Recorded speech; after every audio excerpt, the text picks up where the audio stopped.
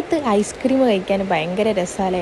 അങ്ങനെ നമ്മളൊരു മാംഗോ ബാറും പിന്നെ ഒരു കോൺ ഐസ്ക്രീമൊക്കെ വാങ്ങി ഐസ്ക്രീമിൻ്റെ കോട്ട അങ്ങോട്ട് അവസാനിച്ചു. ഇനി നമ്മൾ നേരെ കോണ് വാങ്ങുമ്പോൾ ഈ സാധനം കഴിച്ചവരുണ്ടോ ഗൈസ്? ഉണ്ടെങ്കിൽ ഒന്ന് കമൻറ്റ് ചെയ്യണേ.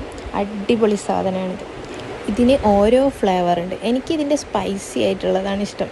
നല്ല ടേസ്റ്റ്. അത് എവിടെ പോയാലും ഞാനത് വാങ്ങി കഴിക്കും. ഈ ഇക്കയാണെങ്കിൽ അങ്ങ് ദൂരെ കാസർഗോഡ് നിന്ന് മുയ്പ്പിലങ്ങാടി ബീച്ച് വന്നിട്ടാണ് ആൾ ഇത് ചെയ്യുന്നത്. ചോദിച്ചപ്പോൾ പറഞ്ഞ് നമ്മുടെ പണിയല്ലേ. അപ്പോൾ ഞാൻ വീഡിയോ എടുക്കുന്നത് കണ്ടിട്ട് ആൾ പറയുന്നുണ്ട് ഇത്ത വ്ളോഗറാണെന്നത്. ഓ, എന്തൊരു പ്രൗഡ് മൊമെൻറ്റ്. അങ്ങനെ നമ്മൾ കോണും വാങ്ങി കോണും കഴിച്ച് പിന്നെ നമ്മൾ നേരെ അവിടെ നിന്നില്ല. കാരണം നല്ല മയക്ക് സാധ്യതയുണ്ട് ഗൈസ്.